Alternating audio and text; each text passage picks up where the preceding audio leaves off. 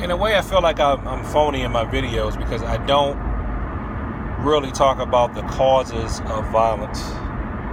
And one of the things that motivates me to train and now teach, and that is I am worried about the violence that happens in my communities. You know, violence in the black community is one thing that, kept me wanting to train because I want to be able to protect myself. The thing is at the same time, I don't want to sit up here and act like the only violence is in the world or in human history or that has ever existed is violence that's come out the black community. That's not true. I know violence is part of the human condition because I've been around enough different types of people to see them all be violent. So I know that that's the case. And at the same time, I want to like, should I talk about that? Should I really address that? And then if you do, it's like all you're going to do is get a bunch of people angry and mad at you. And I don't want, a video I make cause me a bunch of grief offline. I mean, I got low views on this channel at the time of this video recording. So I don't have to really worry about that much. But, then again, there was one video I did. It was a video where I'm breaking. Somebody at work saw it. Don't ask me how. I didn't even think that guy knew who I was or really knew I existed. And he recognized me and saw the video. But, there are problems in the black community when it comes to violence. And I'm still not going to get into the causes, but I'm not going to act like it's not there either. I know it's there, and I know it influences me to train. And because of a lot of the different philosophies and stuff that are floating around in society, I think I can say without stepping on too many toes that men can be attacked by women, and it's socially acceptable for men to be attacked by women, and men are not supposed to hit them back. Even though a woman could hurt a guy. Because he's not Superman. He's not invulnerable. She could pick up something and kill him. And what's the guy supposed to do then? Then we got issues with police brutality. What are you going to do to survive an encounter with the police? You're not allowed to fight them back. But if you take some of the Taekwondo and Judo tenets of how to behave, it can help you get out of that encounter with the least likely of you being damaged. If you stay out of their system, stay out of the criminal justice system, you're much more likely to not be brutalized when you're pulled over. So, and believe it or not, your martial arts training can address a lot of these problems.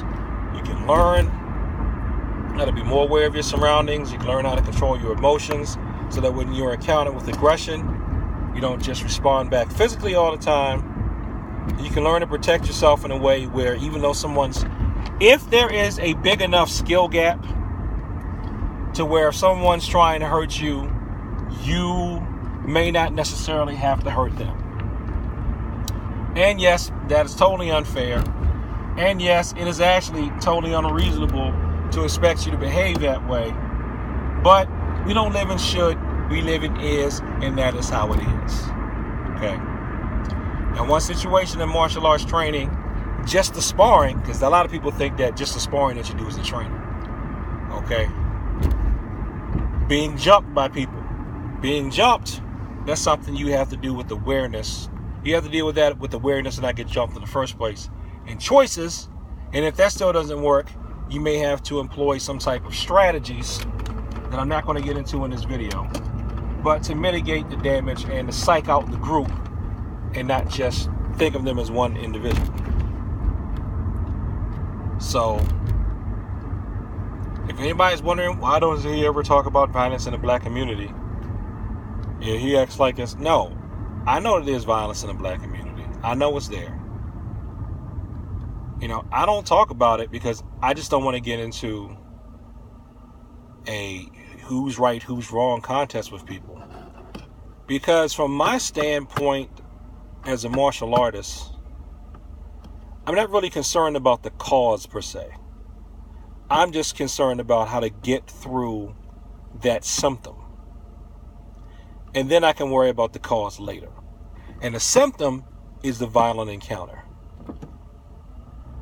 The symptom is a positive violent encounter.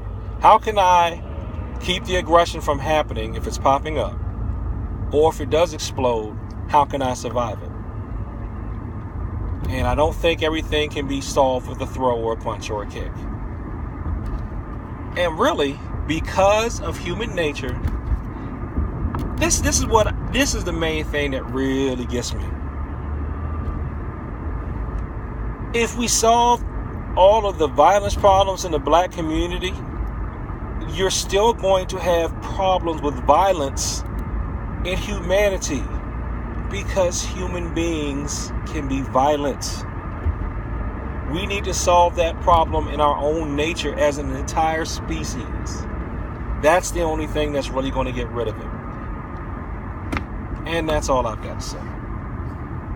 So, that's why I don't talk about the causes of violence, because I'm worried about surviving the violence itself. Peace.